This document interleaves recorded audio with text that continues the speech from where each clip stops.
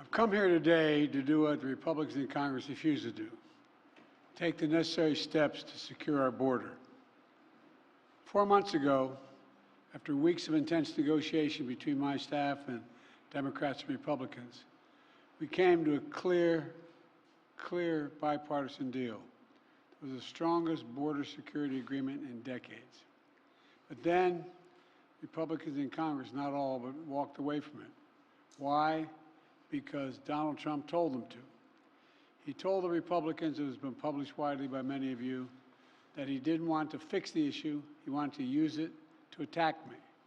That's what he wanted to do. It was a cynical and an extremely cynical political move, and a complete disservice to the American people who are looking for us to, not to weaponize the border, but to fix it. Today, I'm joined by a bipartisan group of governors, members of Congress, mayors, law enforcement officials, most of whom live and work along the southern border. They know the border is not a political issue to be weaponized. The responsibility we have to share, to do something about it. They don't have time for the games played in Washington, and neither do the American people. So today, I'm moving past Republican obstruction and using the executive authorities available to me as president to do what I can on my own to address the border. Frankly, I would have preferred to address this issue through a bipartisan legislation, because that's the only way to actually get the kind of system we have now that's broken, fixed, to hire more Border Patrol agents, more asylum officers, more judges. But Republicans have left me no choice. Today, I'm announcing actions to bar migrants who cross our southern border unlawfully from receiving asylum. Migrants will be restricted from receiving asylum at our southern border unless they seek it after entering through an established lawful process. And those who seek to come to the United States legally, for example, by making an appointment and coming to a port of entry, asylum will still be available to them, still available.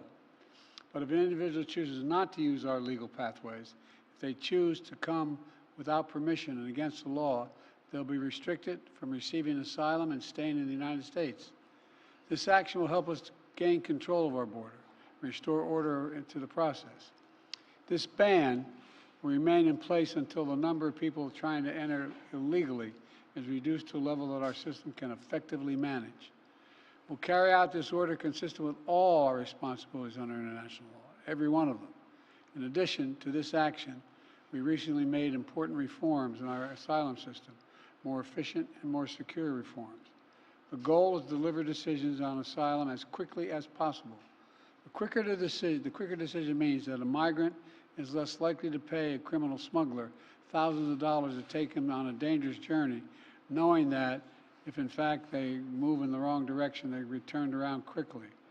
And 2 weeks ago, the Department of Justice started a new docket in the immigration courts to address cases where people who've recently crossed the border and they make a decision within 6 months rather than 6 years, because that's what happens now. Additionally, the Department of Homeland Security has proposed new rules to allow federal law enforcement to more quickly remove asylum seekers that have criminal convictions and remove them from the United States. My administration has also recently launched new efforts to go after criminal networks that profit from smuggling migrants to our border and incentivize people to give tips to law enforcement, to provide information that brings smugglers to justice. We're also sending additional federal prosecutors to hotspots along the border and prosecute individuals who break our immigration laws. One other critical step that we will be taking, and that has made a huge difference. We continue to work closely with our Mexican neighbors instead of attacking Mexico. And it's worked.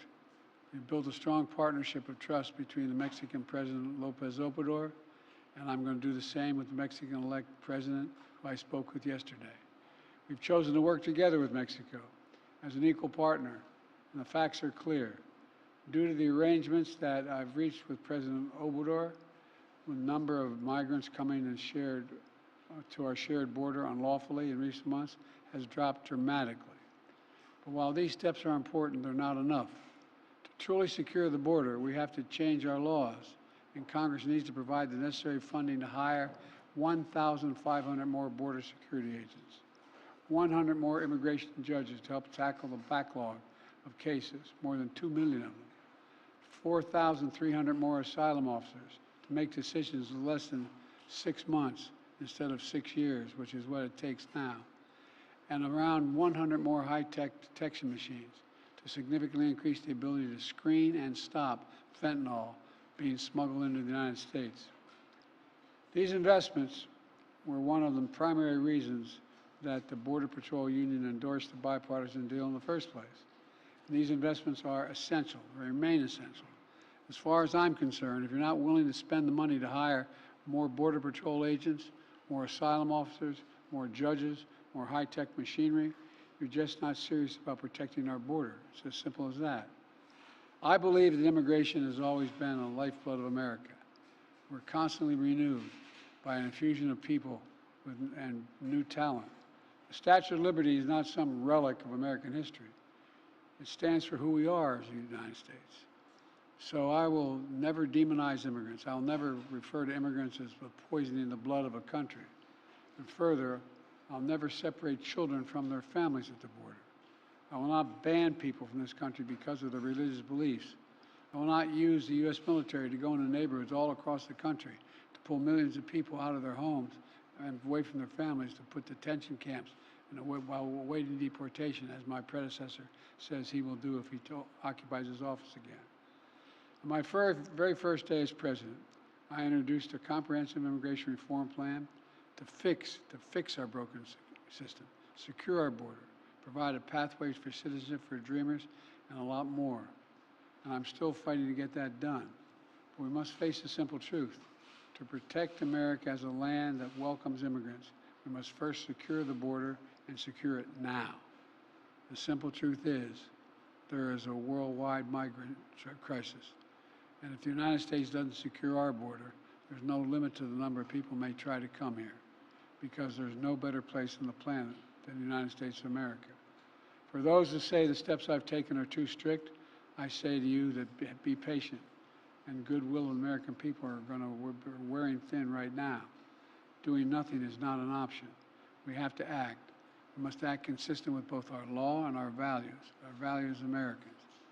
I'll take these steps today, not to walk away from who we are as Americans, but to make sure we preserve who we are for future generations to come. Today, I've spoken about what we need to do to secure the border. In the weeks ahead, and I mean the weeks ahead, I'll speak to how we can make our immigration system more fair and more just.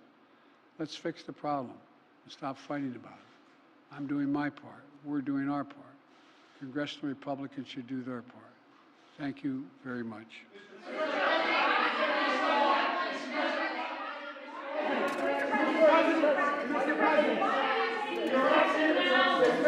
Mr. President, why